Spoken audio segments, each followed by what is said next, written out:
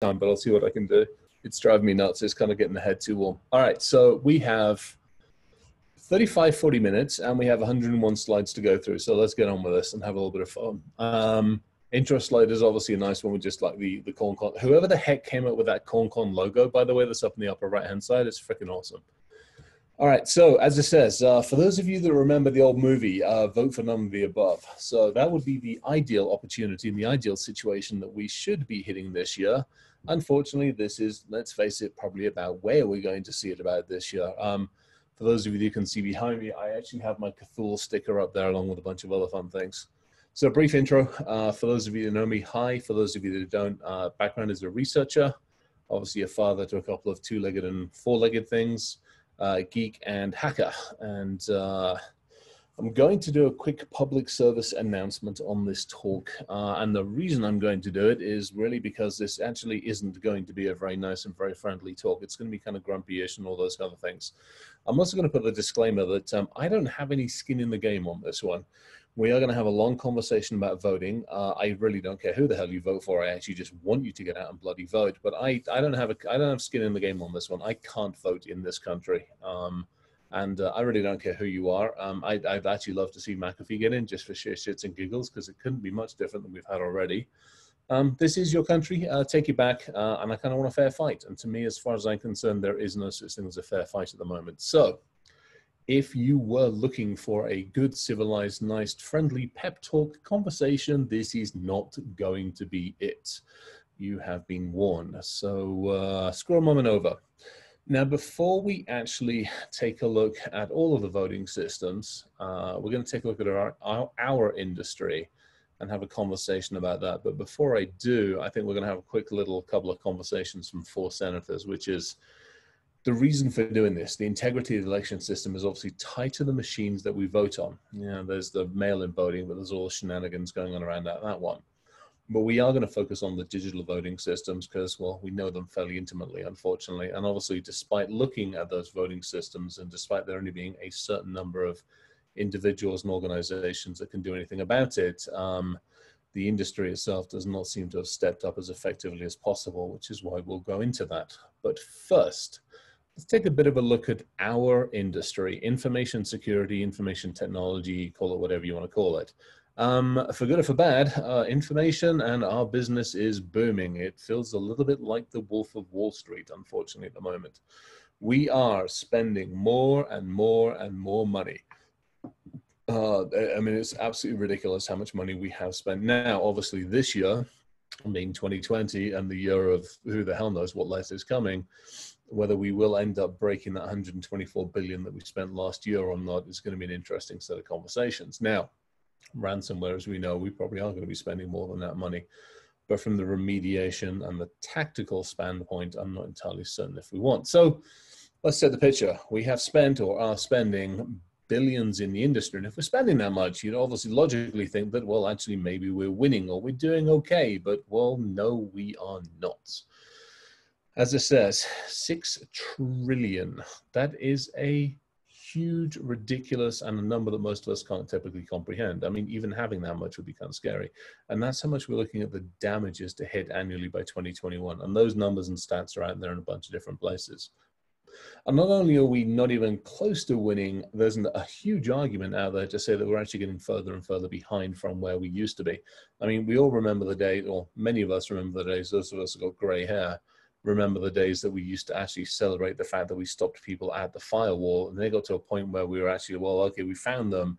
And now our best level of celebration is we catch somebody inside the area before it gets to, you know, the 197 average days.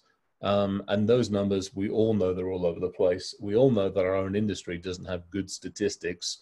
So I've kind of gone with the mean average of statistics, because we have everything from like 50 or 60 or 70 days all the way up to the yahoos of this industry, which are, you know, several years before they realize they got their ass handed to them.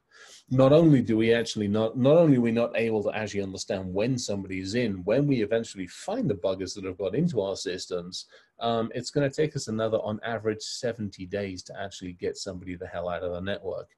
So, you know, and again, this is all subjective to some degree because we don't have good numbers on this. The phishing attacks, the amount of companies that have phishing attacks, the amount of organizations that have the material breach. The statistics suck. You know, our probability of being attacked has gone up significantly. You know, we see this obviously with the last 6 to 9 months of the COVID shenanigans, with how many organizations are being attacked, are being targeted, because we've spread everybody to the four winds, and we've now put everybody, you know, we're all working at homes and labs. That's where I am at the moment. And so therefore we become a slightly larger target and an easier attack. You take it another way of looking at it, and if you take a look at the global top 30 breaches that are occurred. This isn't US, this is global stuff for our audience that's coming outside of Nebraska and Ohio and everywhere else. We've managed to actually lose enough information to cover the entire population of this planet twice. Healthcare's done the same thing. You know, on average, I think at the moment they are up to like almost 800 million records in the US alone. So they've managed to lose everybody's record twice in the US. So we're spending so much money, we're doing all this shit, and we don't seem to be doing very well at it. And not only that, part of the challenge on this one is when we do screw up, we still manage to make money as well. We all know all the ransomware issues and challenges that we have at the moment, and yet there's an entire little industry that's sprung up going, well, when all the stuff that we sold you failed because, well, you didn't implement it correctly, and all the shit that we guaranteed you, or we don't actually come with guarantees, let's face it, all the shit that we told you would actually fix the problem and keep you 100% safe fails, we're actually going to put another service in place to sell you the Bitcoins at a profit, obviously, to make sure that we can negotiate with the bad guys to actually get your stuff back. I mean, you know, as nice as I can put it, this is really where our fucking industry is. Now, saying that, there are going to be a number in the industry go, I've got cyber. I've got all this wonderful stuff. I have all this technology. I've spent all this money on tech. And my answer is like, well, congratulations, serve the bad guys. And not only have they managed to spend money, they managed to cooperate and collaborate much more effectively. They have time on their side. They have patience on their side. And unfortunately, and especially in this day and age, they have the element of surprise more often than not. And if you think about it, they're able to collaborate across different organizations, geographically especially. I want to build an attack platform. I'll pull in a CNC from somewhere else. I'll pull in my exfiltration from a different country. I'll get all my IRC servers from one other place. I'll pull my code in from a different country. I put it all together. And by the way, I can actually buy these services online fairly easily. And now I can use them to attack you. So really, unfortunately, this is kind of, you know, how we look at things. And then if we take another step back and look at the very technology that we're putting in front of clients, and then we're saying, hey, you know, a fully patched this, will a fully patched that in a virtual this, and with this in place, and, you know, all of your endpoint stuff up to place, and it'll keep you safe. We always use that word, it'll keep you secure, it'll protect you. And well, actually, no, it won't. As part of a team at the early part of this year, like end of last year, beginning of this year, they did a CTF, an invite-only CTF, and you can read the slide just as well as I can. It was basically get into a Windows 10 fully patched, fully secure Windows 10 platform, and then get out from the virtual machine behind it and get to bare metal. We knew the target in advance. We knew what we were doing. There's a team of about 20 of us, and 68 seconds is what it took us to actually get in, out, and do what we needed to do. So it sucks. Which basically brings us to this, you know, good old not even Norton can protect you. Now, that's the adversarial viewpoint. What's our viewpoint? Where are we in the world today? Well, it's not pretty. There's half an argument to say we have less tools. Flip side of that is you look at the amount of organizations that have a shit ton load of technology and tools, but don't even either A, know what half of it is, doesn't talk to each other, the technologies don't coexist effectively. One tool blames the other tool when the damn poor endpoint comes to a grinding halt. We all want to put flipping endpoint shit on and hope that that's going to fix everything. And by the way, we're having to have to justify what we do more often than not. And on our side, we have to worry about policies, procedures, and controls, although half the time, unfortunately, people don't seem to remember that. So let's see, from our standpoint, it's not pretty. You know, we have competing technologies, we have competing priorities. We have to keep the lights on, yet at the same point in time, we still have to do the basic block and tackling, and we're doing it with not enough people. And we're doing it all the time while so many of the vendors saying that we're all nice and secure and safe, which is we end up with this shit from marketing. And this is clouding. This is clouding. This is clouding and muddying the waters. Let's be perfectly honest on this one. As a business owner, if I look at this and go, hey, you can keep me 100% secure. You have anti-hacking solutions. You have everything. Keep me secure from hackers. Well, hello, I am a freaking hacker. Get over the shit. We are the good ones. So my request and my ask of everybody there is quite simply, when you see this, please do this. And by the way, you're going to need more tasers because this is our industry. This is confusion managed. We have so many competing organizations out there doing so many different things that as a CISO or a senior leadership person or somebody's tasked with actually looking after these systems, how do they know where to face? How do they know where to look? Where are they going to go for all the answers? Some of the biggest problems that we have. On top of that, let's be perfectly honest, a lot of us have got to look. I've got to take this off. I love this, but it's got to come off the head. I'll put it back on at the very end. I almost promise. We'll see. We have alert fatigue. These are some statistics that came out of, you can see ops ramp and the various other things. How many operations centers do you have that are receiving so many flipping alerts? And then percentage of people that actually, ignore alerts, percentage of organizations that ignore certain categories of alerts, or all the value of the alerts. I mean, we are getting alert fatigue. And again, so we take a look at SOAR technology, we take a look at all these other technologies out there, and the problem then becomes one of, how do we trust? How do we know? How do we understand what the right questions to ask? Because unfortunately, this is the reality. It isn't if, it is when something will happen. Now you couple that with, unfortunately, what we have, which is a very narcissistic industry that we're in. When we first started this industry, and a lot of us have been in it from the very beginning, we were looking at solving problems. We were looking at doing research, and we were looking into a lot of things. And unfortunately, more often than not, organizations are now led by marketing messages. Perfect example. I am not a proponent of ClownStrike or Darktrace, but I actually managed to sit down with one of the crew from Darktrace day before yesterday, and we spent 2.5 hours talking, and we talked about marketing messages. We didn't talk so much about the technology. There are challenges with it, and it does, it doesn't do everything that it says on the box, but we talked about how it's marketed and how we communicate it and how people are not necessarily doing what it does say on the box in so many different circumstances. Ryan Cloutier was on a conference call yesterday with somebody when another vendor's waving its arms around, promising the absolute earth and, wealth beyond avarice. And he's sitting there going, that shit is not reality. And so that's one of the biggest problems. And we charge down the buzzwords and the fads and all that shit. I am waiting to see what we get out of 2020 for buzzwords, because it's not going to be pretty, let's be perfectly honest. We don't have good acronym control or management. We're almost as bad as the bloody military these days. So you stand in front of a company or an organization and you say, hey, let me help you. I'm going to put bleh, and then we vomit up all these buzzwords. And the client's just sitting there going, I have no fucking clue what you're talking about. I do a lot of work with the Wiser training crew. We're building a compendium deliberately. If you go to the Wiser site, you'll see the Wisenary. It's a compendium of Geek to English translations, simple stuff that we're doing. So all of these challenges and problems that we have in the industry, and yet we are trying to be the grown-ups in this industry. And quite honestly, we haven't done it as effectively as we should do, which means our industry is ripe for attacks because, an adversary is going to take us at our weakest point. So really, this is where we are. Let's be perfectly honest about this. And if you don't think it is, start looking in the mirror and asking yourself a few questions about accountability and what you have said to vendors in the past. So now we've level set the state of our union, let us have a bit of a level setting on the state of the voting union.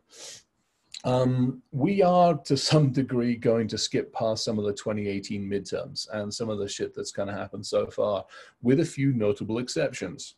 Let's see, Hamilton County in Ohio, voting systems rejected ballots. You have Detroit Free Press in Georgia, voters waited more than a bunch of hours. South Carolina, vote machines were changing votes. This is all 2018, New York City, broken ballots, broken scanning systems, et cetera, et cetera, et cetera. Cincinnati, basically we have computer glitches on these systems.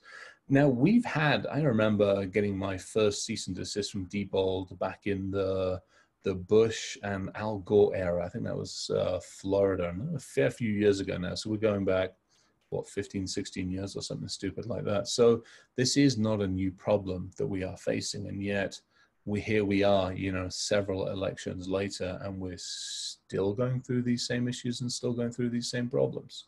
Now, before we really dig into them, let's have a nice conversation about voting passwords. Welcome to Your Democracy Secured by the Following. On the work I've done, and I will talk about the Voting Village, DEF CON Voting Village in a little bit, because I've dropped a bunch of stuff in there over the years. But on the work that's been done, and on the stuff I've been messing with over the years, and both, above board and also surreptitiously taking voting systems and pieces of software to pieces in this lab and the one next door, these are some of the stellar turnout ones that we see. Everest being the best one. This is the one I absolutely love because, we have, unfortunately, somebody actually out in the news media going, oh, it's terrible. Leaked Carolina machines and, all the voting villages and election security woes. And they, to their credit, blanked everything out. But needless to say, and by the way, before we actually go any further, for those of you who really want to know how quickly this shit can be broken, who don't already mess around with it, TerraHash has got some amazing stuff there. Brutalis. This is fairly recent. I think this was earlier this year where they started actually referencing how quickly they could break down passwords. It's a little fuzzy. I apologize. Partly because I only grabbed it today because I had the old one that's been out for freaking years. This one I think is updated as of today and or as of this year. And this is the Brutalis system going up against obviously everything from NTLM to Bitcoin wallets and all that kind of shenanigans. So yeah, not pretty. Too easy to do. So, going back to our friendly passwords, if you know your Google through from the Johnny Long days and you know how to actually search for election central menu password, it's all in clear text. So as nice as it was for them to black it out, doesn't really do a damn thing because welcome to the internet. So if you really want to have some fun with this stuff, take a look at all the instruction manuals, and it's fairly easy to find out all the different election systems out there, all of the different pieces of software and hardware that are being used. You can Google the election manuals, you can Google for the passwords and the settings and the image. You get the idea, it's all in there. This is Google Foo, because so many of the states have had to put some of this data online. They have unfortunately erred on the side of putting more data online than they possibly should have, which means, a couple of the screenshots a little bit later on will actually demonstrate exactly what they have put online. So yeah, we've gone past the single face palm and the dumpster fire, and we're now on a double face palm at this point in time. Now, if we don't think the passwords are any good, well, maybe the software will actually protect us because, software fixes everything. And yeah, this is where some of them is. This is one that is in place and is going to be used this November. And yeah, a little bit good old Windows 8.1. And I think that's one of the nicer ones. We found a couple of Windows 7 machines out there and a whole bunch of others. And this is just, one of the exposures and one of the places. If we take a look at some of the research that has been done, Micah Scher, a PhD individual, actually had these couple of quotes in here about ES&S's systems. 670,000 lines of code, 12 languages, and 5 different hardware platforms. If that's not the epitome of complexity, I don't know what is. I kind of love the third one, using software tools. Hundreds of potentially exploitable software bugs were immediately exposed. Yay! Welcome to your democracy. And here's the other problem on this one is even though people who know about this shit and even people who are even aware of some of this are running into brick walls when it comes to actually implementing something more secure.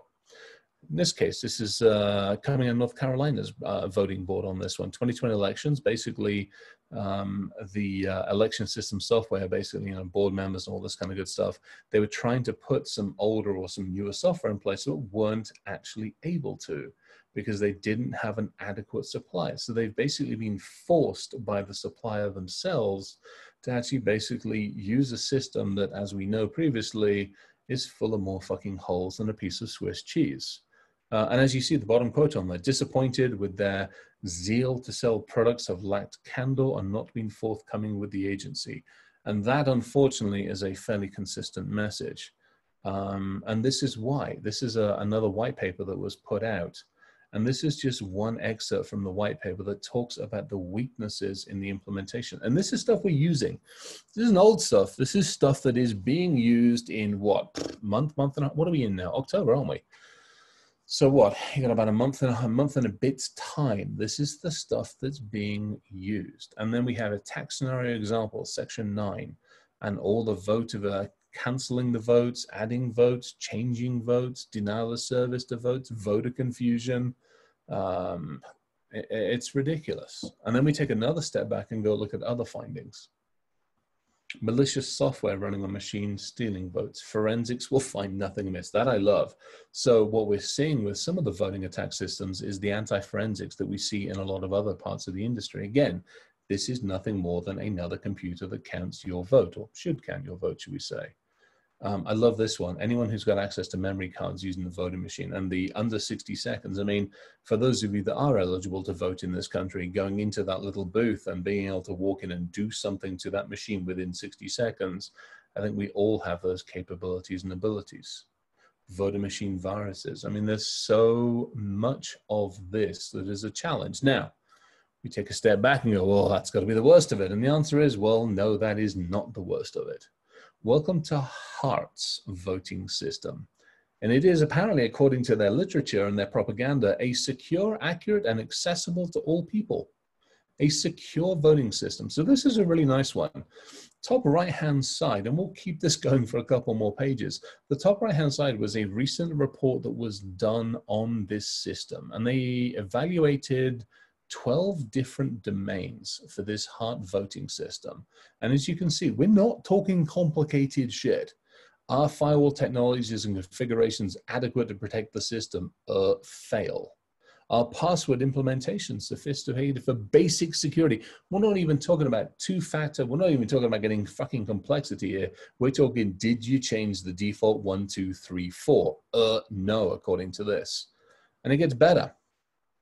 Out of 12 different domains, Heart failed every single bloody one of them. So they got nothing out of 12 on a voting set of systems that will be deployed across this country to look after your votes. And this apparently is they're advancing democracy for over 100 years. I think they're advancing democracy their way, not necessarily the people's way. So it's like, okay, they don't have security controls in place, and maybe they're not very good at doing some things, but they're going to patch the system, because we all know this is basic shit. Patching is basic, it's simple, it's easy to do, and nope, they failed on that one as well. So let's see. Electionware software servers, missing operating system patches. This again came out of a report from earlier this year, and actually from last year as well. So they're only missing 17 critical, 49 important. So, got a little bit of a way to go. Now we have missing operating system patches, scab missing configurations. You get the idea. Yeah, let's see where we are. This is we're already partway through the slides. What are we, 50 odd slides in so far, and we now have reached the presidential facepalm. So you would hope, or you would think, that the three main organizations would actually step up and go, holy shit, we're useless, and the industry, those of us in the industry that have been bouncing up and down for a number of years talking about this, hey, we'll actually pay attention to them. We will actually care about them. But unfortunately, this is the current set of answers to the election challenges. And by the way, there's a whole set of, I'll talk about the corruption document in a second, but there's a whole set of work on here. ProPublica.org actually has some really interesting articles on this stuff. It talks about the market for voting machines is broken, and the fact that basically all three of these companies, ES&S being the worst one, has been thriving on this for years. So it talks about this, Louisiana campaign financing, the company's litigiousness, creating barriers to competition, et cetera, et cetera, et cetera. Basically, if you step up or you step forward and say the shit that you've sold me is crap, they'll send in the lawyers before they send in the techs. They have more lawyers than they have techs. That's part of the problem. Not only that, we have an entire corruption document, 40 pages of corruption document, where you've got pay-for-play schemes, you've got Secretary of States with, I mean, you get the idea. It's a shit show out there, to be perfectly honest.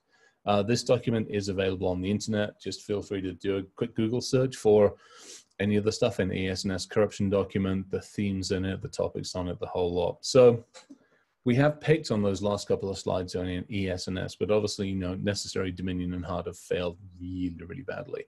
And the problem is they're all as bad as each other. So, in summary, on this piece anyway, that we don't actually need to hack the damn election system. Let's be perfectly honest. We're capable of cocking the whole damn system on ourselves. I mean, it's amazing. We're out there. We're blaming Russia. We're blaming China. We're blaming in fact, we're blaming each other. Democrats are blaming Republicans. Republicans are blaming Democrats. Apparently, nobody's blamed the Green Party. I think it's time to blame the Green Party for something for 5 minutes. But why bother? I mean, the shit that we're using to push that button is so screwed. It's ridiculous. So where does it leave us?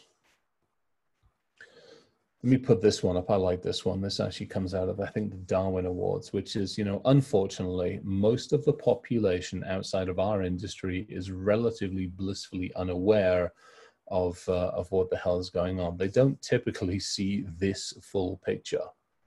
Now, the one exception to that, and again, it's not really an exception because it's still our industry. So I would argue, if I really can, that we look at the voting village. So the DEF CON voting village, and I think somebody was talking earlier on it as well, to me, has been absolutely fucking amazing. The fact that they have taken up a stance and said, we need people to understand what's at risk with the democracy. We need people to understand the organizations, and we need people to understand, and this is just 2019. I mean, Voting Village has been out there for a couple of years. Obviously, the vulnerabilities in the environment, the systems, the architecture, et cetera, et cetera, et cetera. DEF CON put out a report. I think I might have a copy of it, or it's fairly easy to find. DEF CON put out an amazing report. The Voting Village folks put out a fantastic report on this. I would hugely encourage everybody to please take a couple of minutes, download it, and look at this. And as it says, 4 main areas. The commercial system remains vulnerable to attacks. We know that. We honestly want to look at paper ballots and the risk limiting stuff. The ballot marking devices are shit show, and the infrastructure sucks as well. And so this is kind of what I like about it. Independent security experts and hackers are stepping into the breach. And that's right. A bunch of us are trying to raise the awareness so that people can actually affect change. Now, here's the challenge. We can't affect change, or we don't seem to be able to affect change very well, because we're going up against some of the biggest organizations with, unfortunately, the policymakers in their pocket and enough money to attack. But with enough voices, I think all of us need to stand up and say, hey, this shit's wrong. So we've got a clue, and we know what's going on. But we're still screwed to some degree because, unfortunately, we still blame somebody. Let's face it, those are the infamous blame dice that were created and are absolutely amazing. And we always look to blame somebody else. And I think that's part of the problem as well, is rarely, if often, do we actually look in the mirror and go, what can we do about it? And if you look, there's actually some amazing work that's been done out there on election interference and, pot calling kettle black. I mean, I'm part of the US these days. We are the worst. We have had 81 interventions in everybody else's elections. So if somebody is actually fucking around with us, we kind of deserve it, let's be perfectly honest, and maybe we should have been aware of it, and maybe we should do something about it. So a little bit more on that one. So why are we in such a mess? We have 10, 15 minutes to have a conversation about this. So I'm going to run through these last few slides really quickly. Let me take you back to your youth. As kids, we all got told when our guardians or parents took us into the kitchen, don't touch the stove, it's hot. Don't touch the ready kettle, it's hot. What do? We touched the stupid thing. And as young kids, we did this. This was amazing. It was ideal. It was the right thing to do right up until the point we wrapped ourselves around a freaking tree. And as adults, this is what we have done. We have to experience something before we learn it. And the problem with that one is we in the IT and the InfoSec world, and especially in the digital world, we're already falling into the abyss. And so we have to take a step and go, how do we educate people? How do we communicate people much more effectively than we're doing, so they don't actually suffer a burn or a wrap around a tree before something happens. This is the reason why. This is, again, why I like the wiser stuff that I'm doing, because if we take standard mathematics and we take a standard human, this is how quickly I can break into all of your stuff. You know, it's about a minute to get into all the various pieces. Yet when we talk about awareness and we try to educate the humans around us, it takes much more work and effort. So if you're only going to do awareness training once a year or once a freaking quarter, it's going to take you between 2 years and 20 years before the fucking message gets through, at which point it's too late. I've harvested all of your people's data. So we have to get better and smarter and quicker and faster about how we do awareness training. Again, it's back to the human. Talking about this, again, we know it's back to the human because we've been bitching and screaming about passwords for what, 20, 30 years, and these are still the top passwords. And yet we're charging off down the lines of biotechnology and nanotech. We're attacking humans. I mean, we're putting tech into humans with default passwords. So again, we have to do something different because, let's face it, this is really where we are. This is the state of security at the moment. We have some really good signs up, and that's about it. Not only do we have really good signs up, but unfortunately, we've gotten into the minutiae. We've gotten to the point where we put so much detailed instructions in that we've kind of lost the message. And we've lost the message so far because, well, let's face it, when you have to put this up to the very people that are around you, it means we're not effectively communicating. And we know that because, well, welcome to healthcare. This was a slide I put up a while ago when we talk about, you know, how many organizations inside just healthcare are being attacked and are being done. And then I had this slide, which I've had in there for about a year or so. And unfortunately, as we all know, a couple of weeks ago, we now have direct attribution. It's not the first time, but it's the first time the news media has gotten hold of it and said, oh, people who are breaking into systems are killing people. It's like, no shit, Sherlock. It doesn't take long before that actually happens. So no longer when we screw up, is it just a computer that's actually going to have a problem. We're looking at humans having problems too. Now, we talk about actual artificial intelligence and how AI is going to solve us. This is my Roomba. At least 2 or 3 times a week, it ends up stuck in this place. And according to the robot people, it's the most advanced, you know, digital autonomous home system. AI is not going to solve the problem just yet, as it says. It isn't going to save us, despite all the amount of work that Darktrace and everybody tells us that they're the world's best AI. Shit ain't going to do anything about it. So what do we do about it? And I've got about 10-ish minutes to talk about this. So let's have this conversation. How about we actually do something? We go back to some simple stuff. We communicate more effectively. We cooperate and we collaborate. I've got coordination in there, but to me, it's communication and cooperation. We need to do this more effectively, not just amongst ourselves. To quote Rachel Arnold, get the hell off of our own island and start talking to everybody else, but also start talking to everybody else in their language. When we walk into a pen test and we go, you know, we're going to attack you with Kali. Great. So you're going to use a piece of software named after the goddess of death and destruction. Splendid. I look forward to the results of that one. And not only are you going to do that, you're going to attack me with a pony and a pineapple. Okay. I look forward to that report. Start fucking talking English to people. Stop with all this technical shit. Start talking English. And by the way, walk in with coffee and donuts, or tea and donuts in my case, or tea and biscuits, actually. You'd be amazed at the amount of cooperation and collaboration you get when you walk in with a mug of coffee for everybody, or tea and pastries. All of a sudden, the network team who doesn't like me, or the database, or the developers who don't want to talk to me, walk into the bloody meeting with that stuff, break the barriers down. But back to that one. For any of you who know Randall Munroe, ex-KCD, you'll realize a lot of what he says and a lot of what he explains is applicable to everybody. He is able to communicate effectively across all levels. We have to do the same. Go get this book, read the Ruddy thing, and then start using that as we talk about things. The previous conversation I was listening to, talking about quantum computing, I loved it because I loved most of it because I understand it's part of my background, but it was also done in mostly plain English that we can understand. So learn from that place. We need to ask more questions. We need to trust less and ask more. Trust and then validate has now been taught to validate to hell, and then maybe trust if I don't feel quite so cynical.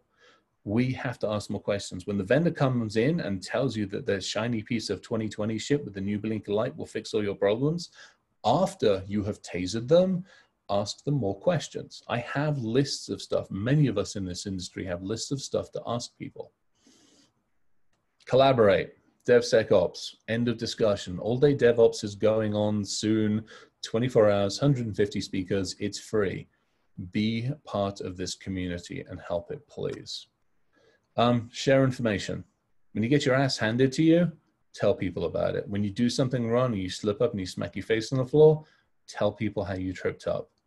We have to get better at this. We have to get a lot better at this. And by the way, if the lawyers are telling you not to collaborate, get your ass on Signal and tell the people around you, hey, I just got hit with this.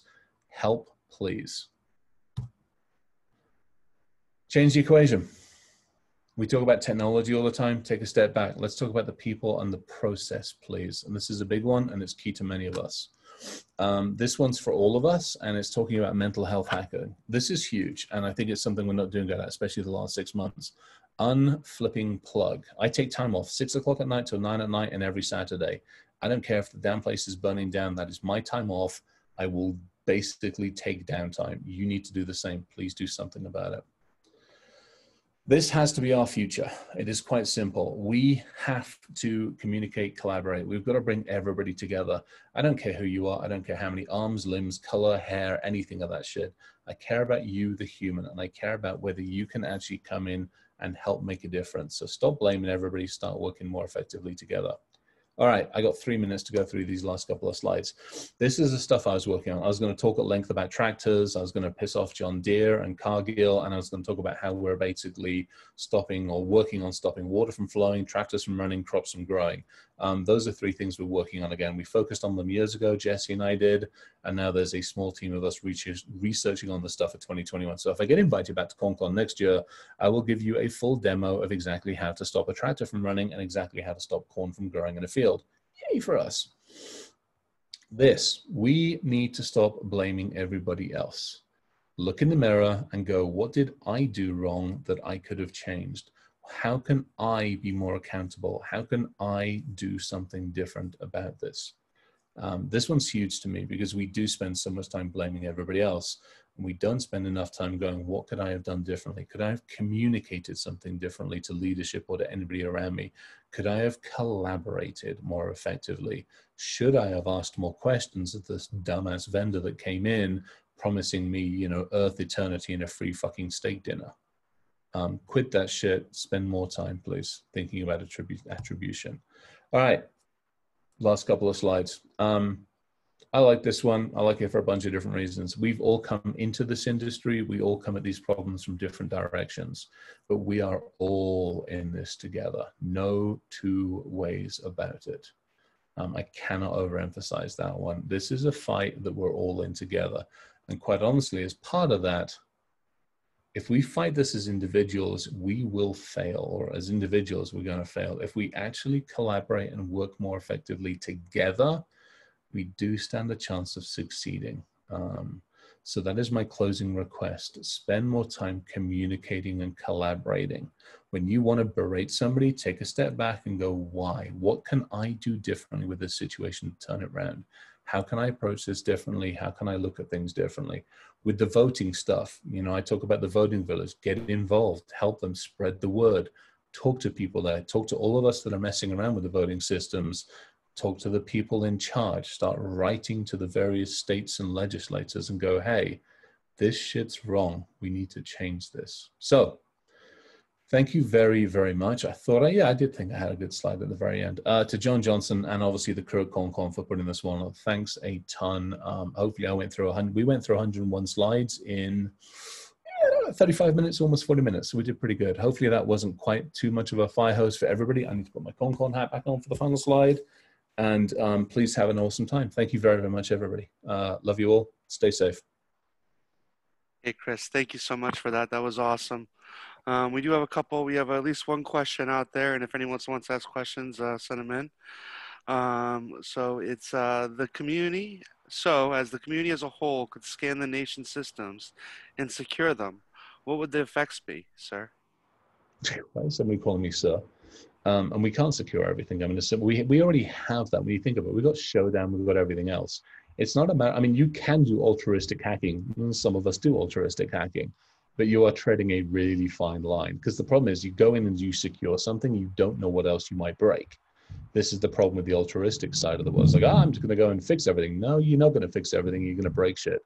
So you have to go in and understand. To me, it's much more on the communication sides of things. All right. Hang on a second. Yes, No worries. We don't have any other questions. Any other questions from anybody? Sorry, there's a lot of noise above and just. No worries. Yeah. I think we're all set. I don't have any other questions coming in. Well, this was cool. Thank you very, very much for everybody. Yeah. Everybody there, thanks a ton for that one. Gratefully appreciated. And I look forward to having further conversations. You guys take care. Have a good festive evening. Yeah, you too. Thanks for coming to CornCon. Hopefully see you next year. Yeah, totally. All right. Ta-da. Yeah. All right, room. This is your, it's the end of the day. Last speaker for Chris. I want to thank everyone for coming. Thank all our speakers. Everyone's been great.